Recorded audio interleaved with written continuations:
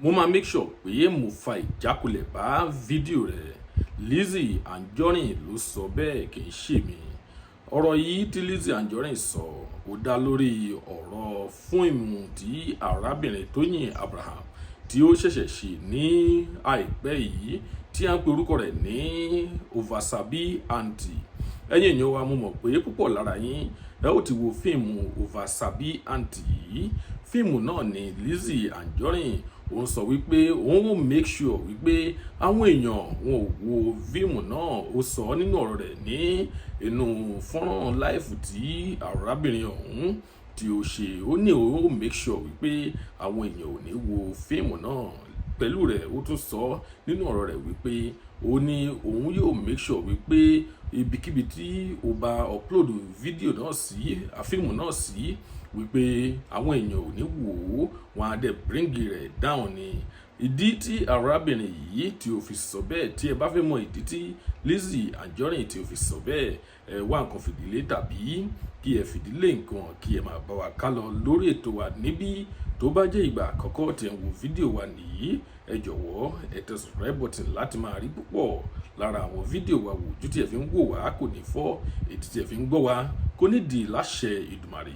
Ẹ káàbọ̀ lẹ́ẹ̀kan sí orí ètò wa Ìjìnlẹ̀ ọmọ Yorùbá.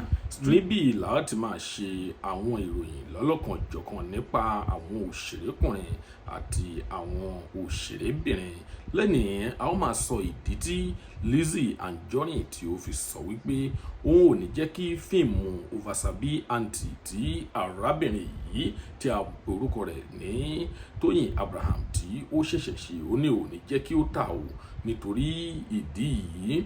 Ìdí tí arábìnrin yìí tí ó fi sọ bẹ́ẹ̀ ni wípé ó ní arákùnrin tí a mọ̀ sí Prophet Muyiwa Akọgun tí ó jẹ́ olùṣọ́ àgùntàn ní ìlú Àdó, níbẹ̀ ni ilé ìjọsìn rẹ̀ wà.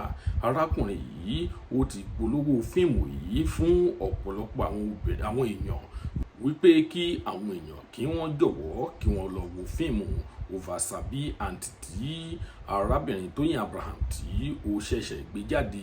Ìdí tí Lizzy Anjorin fi sọ wípé òun ò ní gbà kí àwọn èèyàn kí wọ́n lọ wò ó.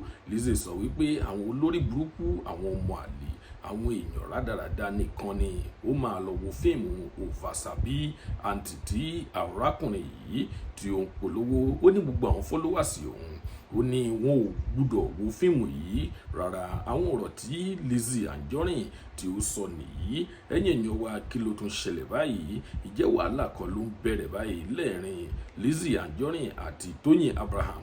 Ẹ má gbàgbé o wípé Lizzy Anjorin náà ó tún fi pẹ̀lú rẹ̀ wípé ó ní arákùnrin yìí tí a mọ̀ sí Prophet Muyiwa Akọgun àti arábìnrin tí a mọ̀ sí Tóyìn Abraham, ó ní wọ́n fẹ́ra wọn o.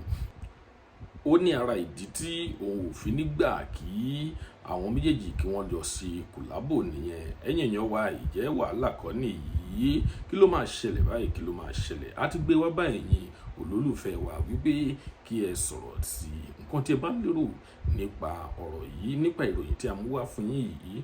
Ẹ jọ̀wọ́ ẹ tẹ̀ sí comment section ká lè sọ̀rọ̀ nípa rẹ̀, ká lè fọ̀rọ̀ jomitoro ọ̀rọ̀ bóyá nǹkan tí Lizzy ń ṣe bóyá ó dáa, tàbí nǹkan tí arábìnrin ọ̀hún tí a mọ̀ sí Lizzy Anjorin nǹkan tí ó ń ṣe bóyá kò dáa, àti wípé ó jẹ́ ìgbàgbọ́ wípé àwọn wọ̀nyí tí a mọ̀ sí Tóyìn Abraham àti Prophet Muyiwa Akọgun, ìjẹ́rò wípé wọ́n fẹ́ra wọn lóòótọ́, ìjẹ́ wọ́n ní ìfẹ́ ìkọ̀kọ̀ lóòótọ́.